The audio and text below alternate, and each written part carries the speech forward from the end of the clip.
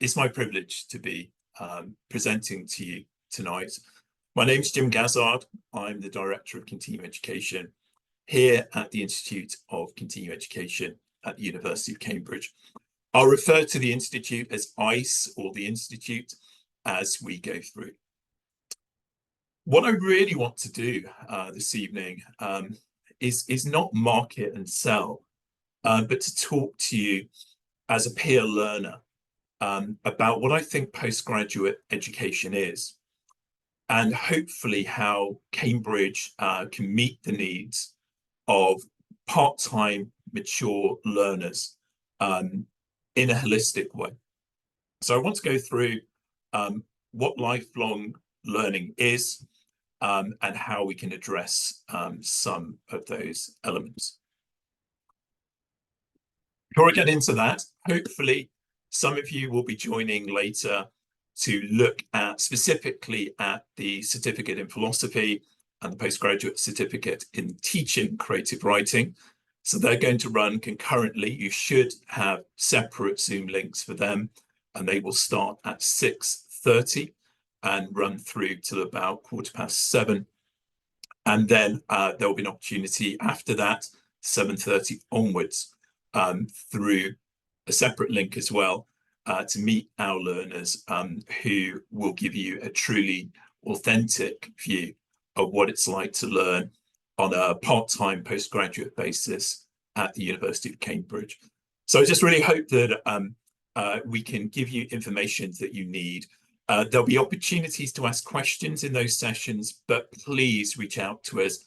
Any concerns, any worries, anything that isn't clear, anything that's getting in the way of you making an application to this university or any other university, we are here to help, to provide information and advice and guidance as peer learners and as the University of Cambridge. Right, okay, so I just want you to think about the University of Cambridge for a moment, this amazing 800-year-old university. It's been primarily set up over the years to be a research institute, and we have over 100 Nobel laureates over the years associated with the university. And it's also been established, of course, to be this highly selective centre of residential, full-time academia, undergraduate and postgraduate courses. And it's a really complex place. It has university departments, it has colleges, it has research institutes, as mentioned. So how do we, as part-time mature learners, how can we navigate this university for a best purpose for the outcomes that you need? You know, so if you're a mid-career person looking to accelerate your career, if you're looking to change your career, if you're thinking about retirement and learning as a postgraduate learner in retirement, if you're just looking to learn because you're interested in creative writing, in the history of art, I want you to get the very best from this university. It has such tremendous richness of resources, of research output, of people, of networks drawn from across the world. And it's my job, it's my responsibility to make sure that if you study with us, you get the very best from the university. So that's why the University of Cambridge Institute of Continuing Education exists. And we are purpose-built in this university to be a university for part-time learners. And the most important thing is that you belong here, and that you have a sense of being part of a university. One of the things we know from the literature across global universities is that part-time learners often feel that they're not at the heart of everything. And what I would hope is through the Institute, you have a community of peers, faculty, and support services to make sure that you feel a sense of identity, of intellectual development, of network, and of purpose. And we need, of course, as adults, because we don't necessarily define ourselves as students. We might define ourselves as parents, as grandparents, as professionals, as volunteers. And we know that you have to engage with learning flexibly around other commitments. And again, as I said, we know that we sometimes will need to ensure that you can navigate university and find the people and the things and the resources that you need. So we are a pathfinder, really, within this collegiate university to help part-time learners get what they want. And some learners don't need help and don't want help, and they are essentially students at large in Cambridge, and that is fantastic. This is a academic and intellectual playground where you can engage. Whereas for students new to postgraduate learning, or indeed if you've never been to university before, we are here to help. Not all universities have an institute like this. Some universities, you will be straight into a department of biology or history or whatever it may be. And that might work really well. But this is another resource within a university to help you navigate and have a map of how you can learn and how you can use the resources. So as I mentioned, who are our learners? It's very interesting when you sit down and speak to postgraduate students at the Institute and at Cambridge. Most of them will introduce themselves and say, as mentioned, I'm a professional, I'm a parent, I'm a lifelong learner. We're not typically 18 to 25 at this institute. We arrive here with all of our successes, all of our failures. We educate holistically. Lifelong learning is about all of the things that you bring, your expertise, your experience, your views.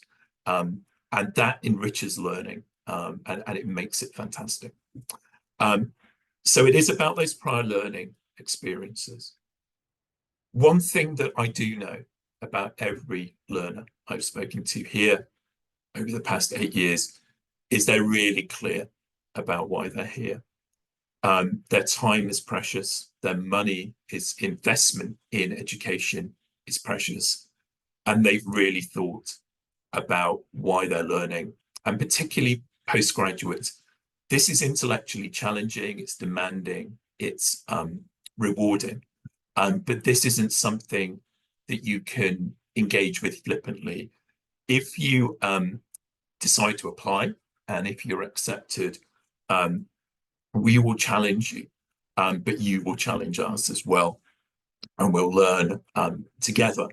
But it is a demanding experience.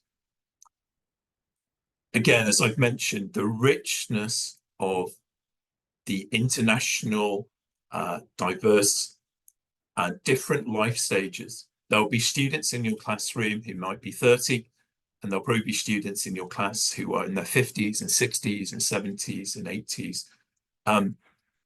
Bringing all of that to bear, and everybody having a voice, everybody feeling like they're being listened to.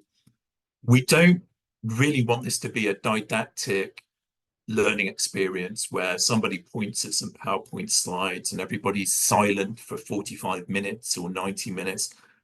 That isn't what we're about. It will be about academics fostering a community of learners and each of us challenging and inputting. Nobody will ever point at you and say, what do you think, Jim? But we want our learners to be part of the architecture, if you like, of that learning and to input. And, our learners really, think about lifelong learning. And, one of the most poignant things, I suppose one of the most obvious things that a student said to me is that, they're really interested in learning throughout life, because you actually start to understand everything that you don't know. And that makes it interesting because it's all about the questions that we can ask as lifelong learners.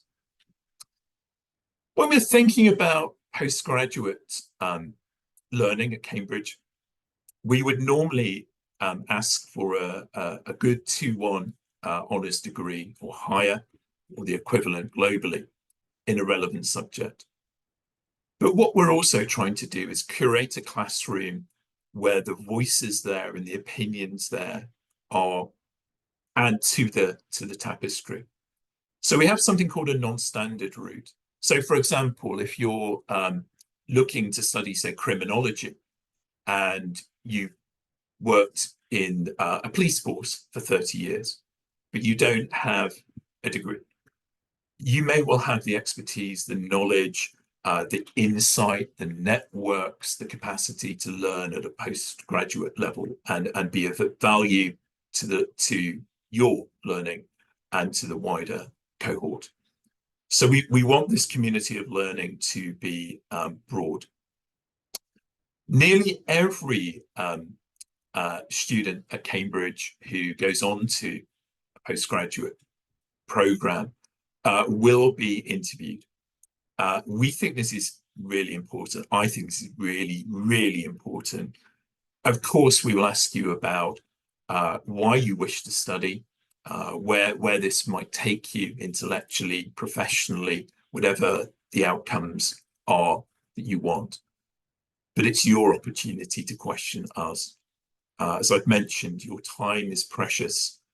This needs to be the right program for you.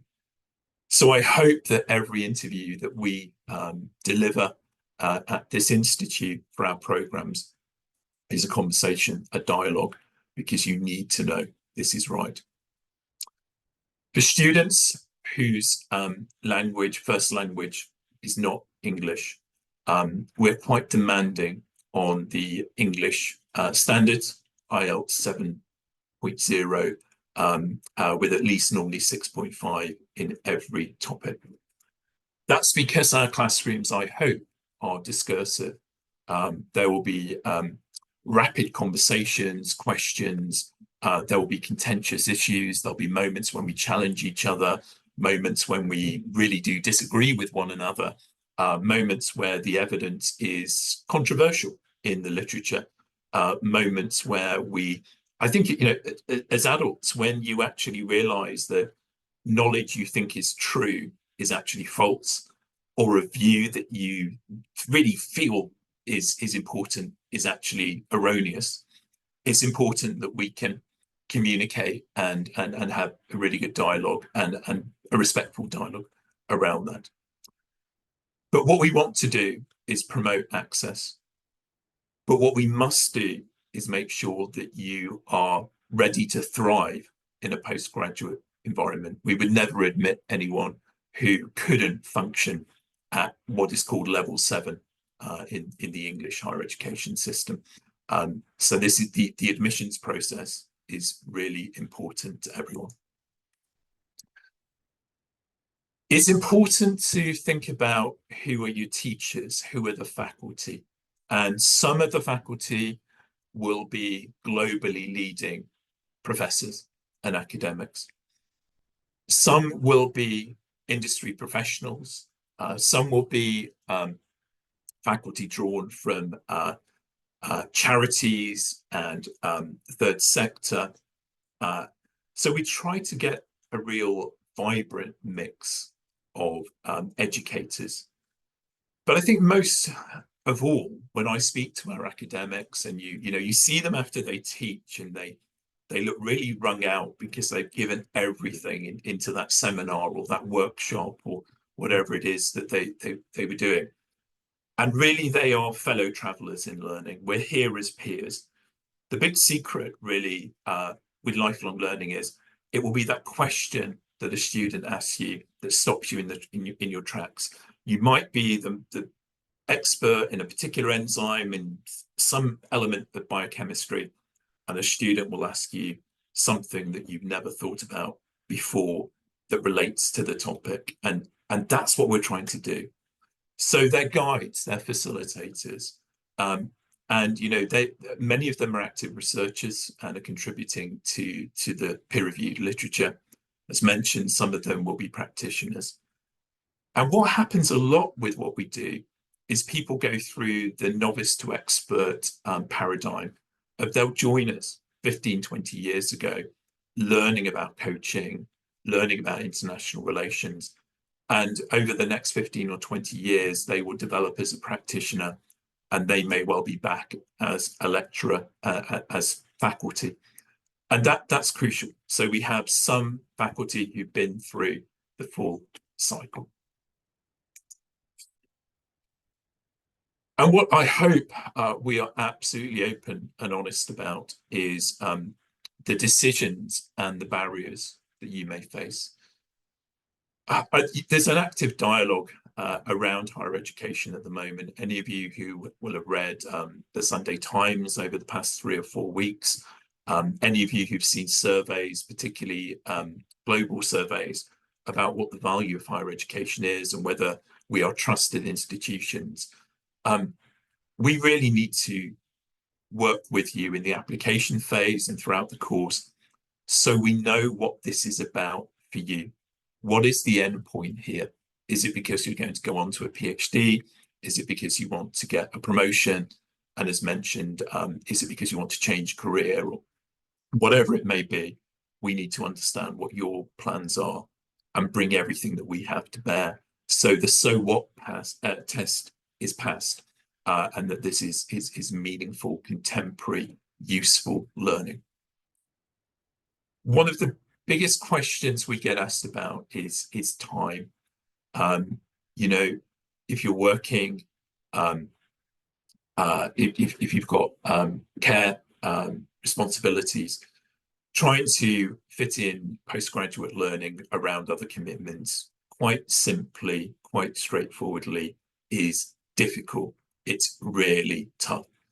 You're going to have to be ready for a year or 2 years, depending on the course itself, to make sacrifices. You will be learning and studying at weekends, in evenings, on annual leave. It will all be worth it, but I have to be very honest with you. Something like a Master's of Studies, it will probably be 1,800 to 2,000 notional learning hours. So some of that will be in residential sessions, some of it online, some of it reading. But we will challenge you, and the assignments, the assessments, the tasks that you will get involved with will be intellectually stimulating and demanding, and they will probably take a long time to plan and draft and get it to the quality that you want. We know a lot of students at Cambridge really do have very high aspirations about the grades that they want to achieve. And of course, the higher the grade you want, normally the more time you have to put in. I would say just do one thing now when you're thinking about applying to Cambridge or anywhere else, is really map out what your week would look like. What happens if something goes wrong at work? You're called in. Are you going to have the time to do this? When the family are going to the beach in July on a Sunday afternoon, and you're not going to be able to go because of the commitment that you have. The other thing is, you have to pass a Cambridge qualification. It's not a given that you will succeed academically. We will do everything in our power to support you and work with you in partnership, but it will have to be you that does the work. The finance side of things, of course, these are expensive courses. Many of them are thousands, if not tens of thousands of pounds. There are mechanisms for financial support for eligible applicants, but you need to really understand that the finances have to be in place, and you can't start a program like this not knowing how you'll pay. You have to plan whether that's loan funding or other mechanisms of employer paying, etc. So I just want to be really straightforward about the barriers, but we are here to help. We're here to provide information, advice, and guidance. And again, we will be honest about what we think we can do and how we can help. So I want to talk just a little bit more, and I know we don't have a tremendous amount of time now, but I hope you'll use what I'm about to say to think about how you're learning and what you want from a postgraduate program. Academia, I think, has always been very bound up in knowledge and skills and qualifications, and that's called human capital, and we need to transfer that learning to you. But postgraduate learning, life-wide learning, is also about social capital. It's taking part in networks, building those networks, friends for life, who will help you to figure out tough academic issues and also professional, personal issues. And increasingly, identity capital is at the heart, I think, of really good education. Education done well challenges you, and you ask questions about your beliefs and behaviors. But what it should be really doing is building confidence and building a sense of purpose and mental well-being. We really do look at this in the round, and I challenge you when you're talking to other academic providers, do they have these three dimensions in what they're doing, and how will they help you in those three dimensions? Because I think that Cambridge, this is one of our strengths. We're here to build communities of learning, and we're here to think about what you need from learning. This is about learning together. Your peers, your counterparts as students actually build the resilience. They help one another to get through to the end of the program.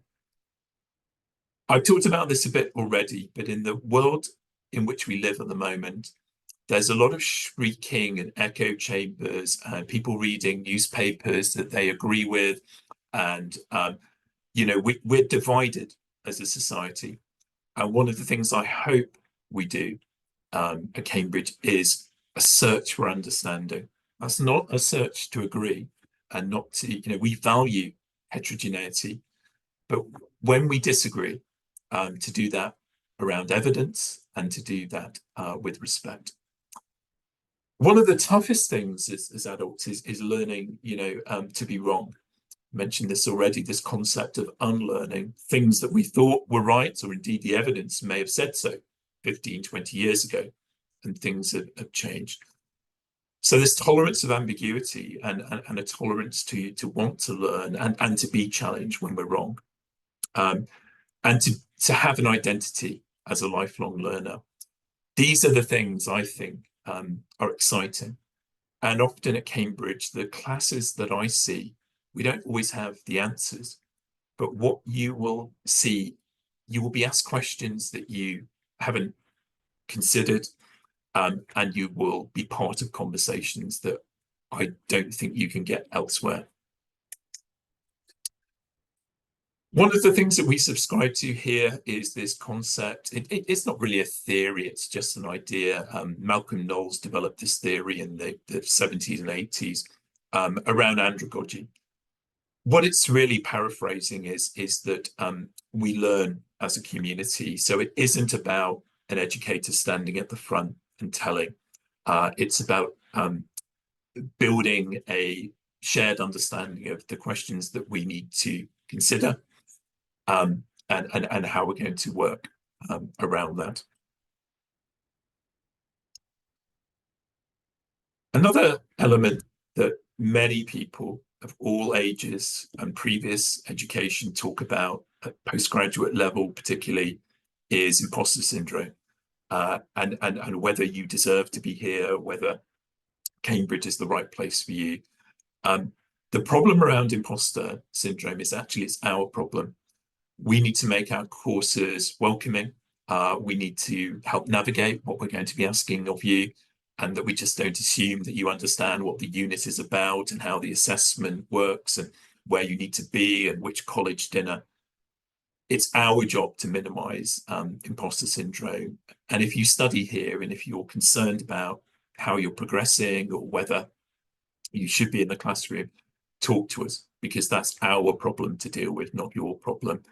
You will be respected here. You will be part of something, and we have to help to make that happen. So, just to round a few of these concepts up, I would like you to ask this university and other universities, are you a specialist part-time university, or are you studying full-time courses but at half the intensity? The Institute of Continuing Education, we build our courses specifically, intentionally for part-time mature learners. We try to take a pragmatic approach. We know that people will get promoted. We know that people might get poorly. We know that people might have to move to different places. Talk to us about your circumstances. This isn't primary school. This is a mature university where we're trying to be as flexible as we can be. Our job is to try to get you through to the end of the course. So those complexities in life we're well aware of, we're going through them ourselves, and that we have a lot of resources here around study resources, reasonable adjustments if you have health concerns, how we can help you through counselling if that's what would help you get through the programme. Ask us, challenge us, and we will let you know if and how we can support, but it's our job to be as helpful as we can.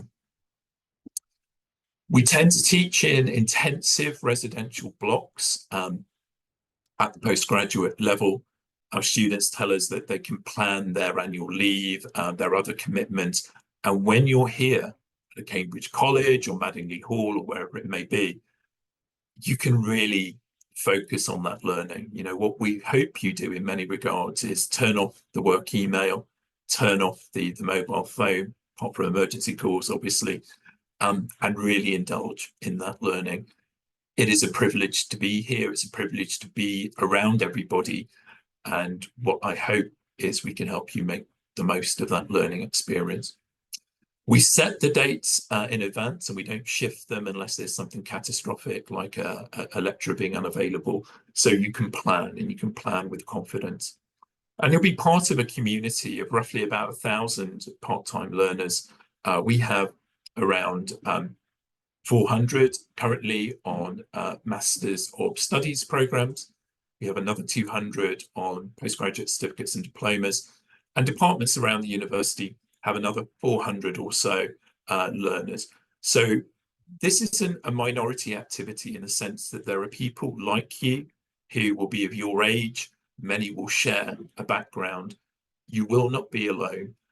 Many people worry about, will they be the oldest person in the room? Will there be a person who, has everyone here all been to Cambridge before? Most of our students have not been to Cambridge. They've not been to Harvard. They've not been to Oxford. Many have not been to any university at all. And this is about being authentic and telling people your story and working with your peers on the learning journey. Okay, so I'm not going to read these out to you. All I'm trying to say here is that we have a number of postgraduate programs that are professionally focused, and that, of course, is where a lot of people are interested with accelerating careers, changing careers, etc. But we have a lot around creativity. We have a lot around the liberal arts. And I'm going to suggest actually that some of these courses are actually as useful, if not more useful, from a professional perspective, because they're about critical thinking. They are about using different lenses to solve complicated problems. They are about expression. They are about articulation. They are about understanding. So I think you need to choose wisely. It may be that an MBA is the right way ahead. But if you really want to think about leadership, what about writing about it or thinking of the history of it as well. Be flexible in your mindsets. For the matriculated MST programs, there's also a college dimension.